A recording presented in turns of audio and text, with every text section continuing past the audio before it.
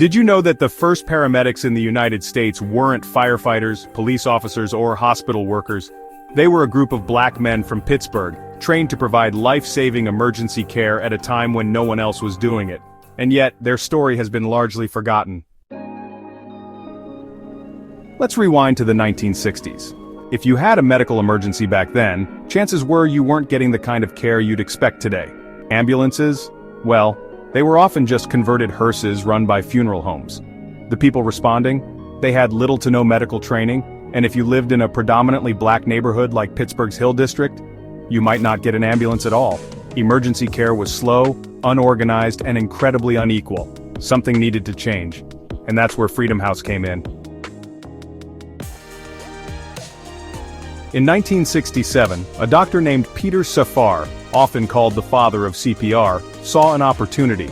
Working with Philip Hallen, a social activist, and James McCoy, a community leader, they recruited young black men from the Hill District and trained them to become the first true paramedics in the country. These weren't just basic first aid responders. No, these men learned advanced medical skills, things like CPR, intubation, IV therapy, defibrillation, the kind of care that could save lives before a patient even reached the hospital. But this wasn't just about medicine, it was also about empowerment. Many of these men had been overlooked by society, denied job opportunities simply because of their race. Freedom House gave them purpose, training, and respect.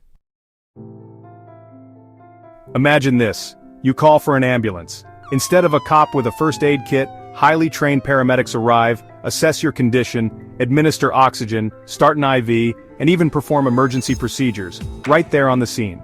Sounds like modern EMS, right? That's because Freedom House was the first to do it. They pioneered pre-hospital stabilization, a concept that is now a gold standard in emergency medicine worldwide.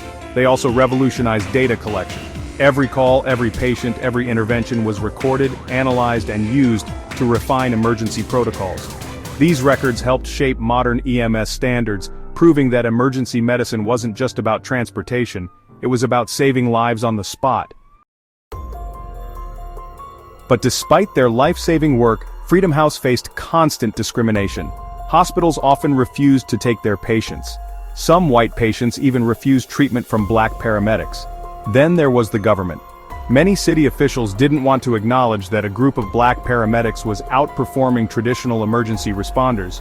So instead of expanding the program, they worked to dismantle it. And in 1975, despite proven success, Pittsburgh officials shut Freedom House down. The city launched a new ambulance service, but refused to hire many of the experienced black paramedics from Freedom House. Instead, they brought in less trained white workers. So why don't we hear about Freedom House in history books? Because their contributions were buried, until now. Even though Freedom House was shut down, its impact never disappeared.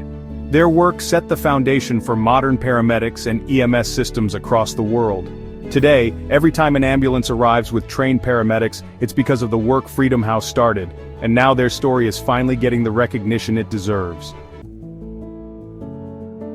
Freedom House Ambulance Service was more than just an ambulance program. It was a revolution, a fight for medical equality, a challenge to racism in healthcare, and a pioneering force that saved thousands of lives. But it also leaves us with a question.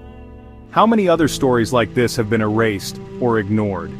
If you found this story fascinating, hit that like button, and subscribe for more amazing facts that history tried to erase.